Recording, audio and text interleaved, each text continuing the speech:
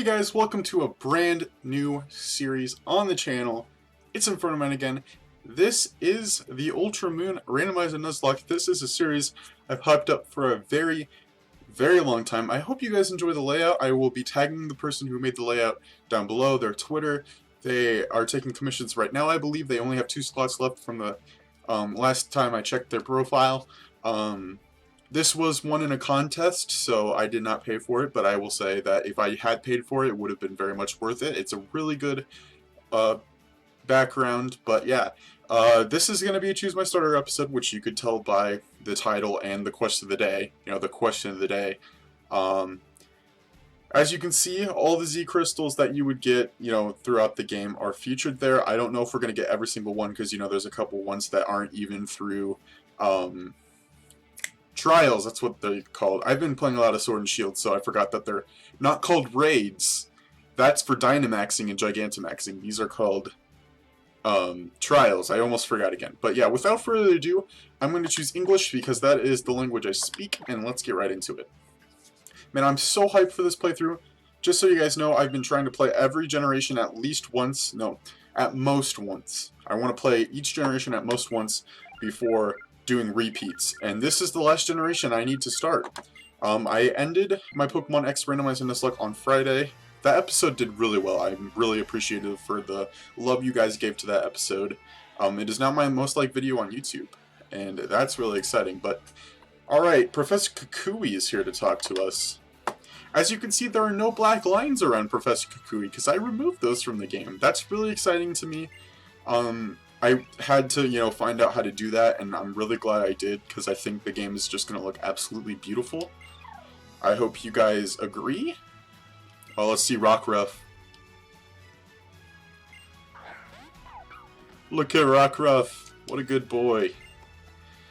I hope you guys have been enjoying the Crown Tundra. I'm recording this on Sunday, so this is 3 days after the Crown Tundra release, because, well, technically, it depends on your time zone.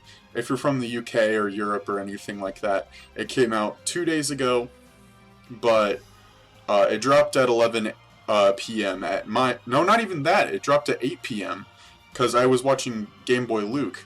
Everybody expected 11, but I was watching Game Boy Luke and it came out at 8, so I even ran into a shiny Matang. Alright, I'm going to choose the black-haired one because black is close enough to my hair color. I actually have brown hair, but that's not an auto color option, so when we get to the boutique or whatever it's called, the salon, we'll change our hair color. My name, of course, is Landon. The channel name is Inferno. If you guys are new, of course you would know that. But my name is Landon. Hi, I'm a senior in high school. I turn 18 in March. I have already been accepted and accepted my acceptance, I know that's really weird to say, to the college that I'll be attending in August, which is University of Northern Iowa. I am an Iowan. Yes, that's fantastic, isn't it? When it comes to political stuff, people hate Iowa, but any other situation, nobody cares about Iowa, but yeah. I've been at this game for 1.5 years now. I've been doing it since June of 2018. 2018, right? Yeah, it's 2018. No, 2019. That's how we do it. That's what it is. 2020 has been going on for so long that it feels like 2 years. It's just really crazy. So basically, the summer after my sophomore year of high school, I started this YouTube channel. My very first series was an Omega Ruby Nuzlocke because my old computer could not handle randomizers. Now I have my own PC. This is the second 3DS game I've randomized. The first one I've randomized on the new worldwide randomizer instead of PK3DS, so everything's a lot more easier to do. And it was really fun to randomize this. It took less than 2 hours. You can find everything that's been randomized in the description, as well as the Nuzlocke Rules. I doubt I'll have many viewers that don't know what a Nuzlocke is, but if you don't, the rules are down there. Not the full rules. The full rules are linked. It is the Bulbapedia link. If you prefer any other website besides Bulbapedia, I'm sure there are other ones, but I have Bulbapedia linked down there. I've had it linked since my very first series, so you can also find my social medias down below. I will be running a poll for my starter on Twitter, as well as taking your suggestions from the comments down below. So technically you can vote twice, or even 3 or 4 times depending on how many accounts you have on Twitter. You can vote for my starter. I have not seen the starters. This will all be 100% a surprise. I'm really excited to see what we're going to get. Of course, in Generation 7, you do not get to see the starters like you do in Generation 6 games, but it will say the names. So, like if it's a Dialga for Rowlet, it'll be funny that that little Rowlet that I hold up in my hands is actually just a Dialga, which would be much heavier than a Rowlet. Time to unpack all these boxes, and I'm not going to help. Isn't it kind of weird how, like, the window goes through her hair? That was kind of weird, but alright then.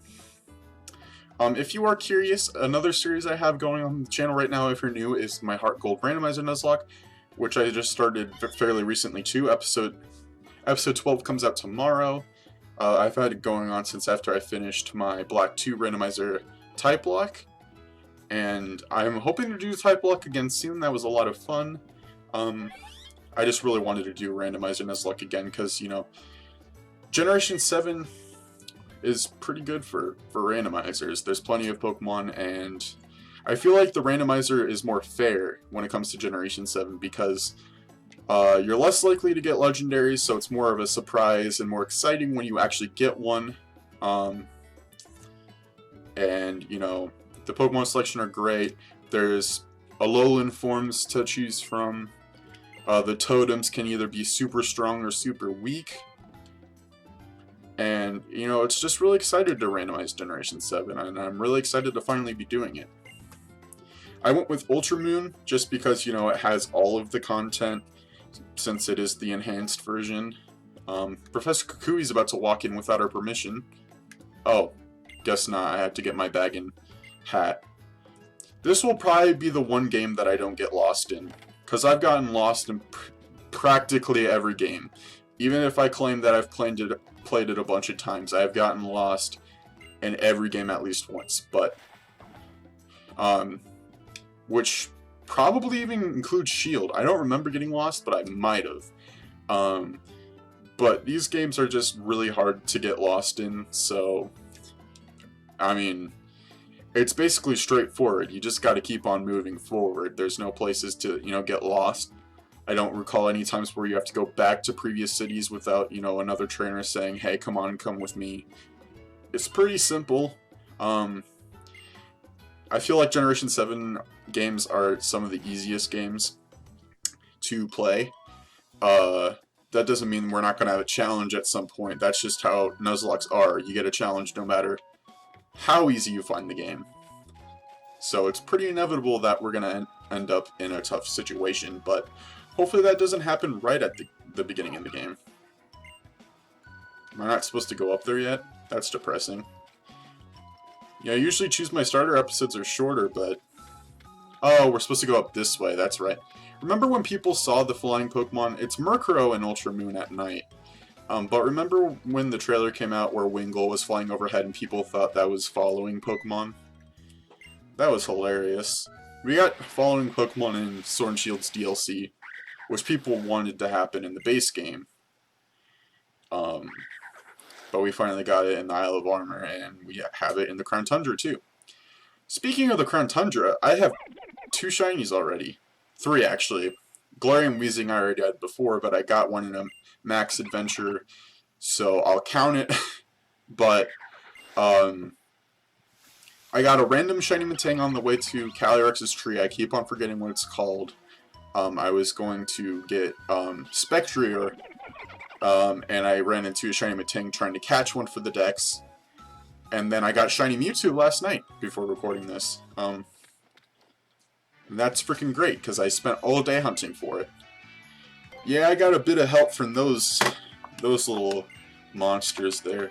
Let's see what those little monsters got randomized to. Yeah, Professor Kukui. Professor Kook.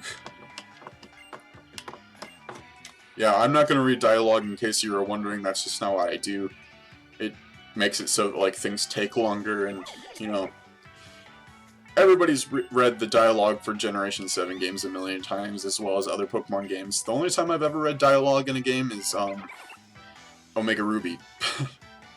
a lot of things learned from my first series, and I've learned a lot since then. If you look at the first episode of Omega Ruby and compare it to the first episode of even this series, you'll see that I've made massive improvements.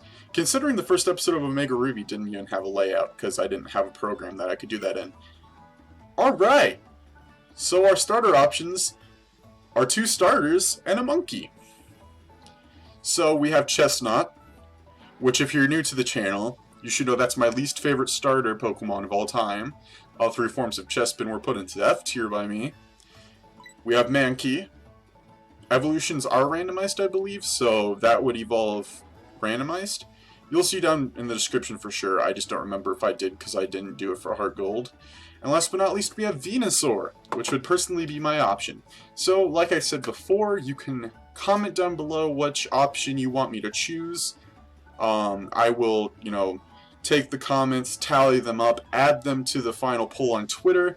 Once again, you can find the link to my Twitter down in the description of this video. Click on that, click on a poll option. Even if you reply to the tweet and say that, I'll count that too. So you have 3 chances at least to vote.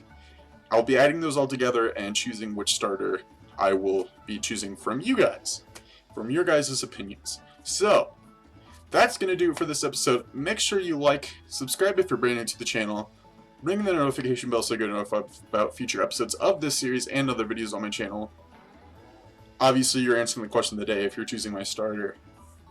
This is Inverted Burning Out, and I'll catch you guys in the next episode. Goodbye.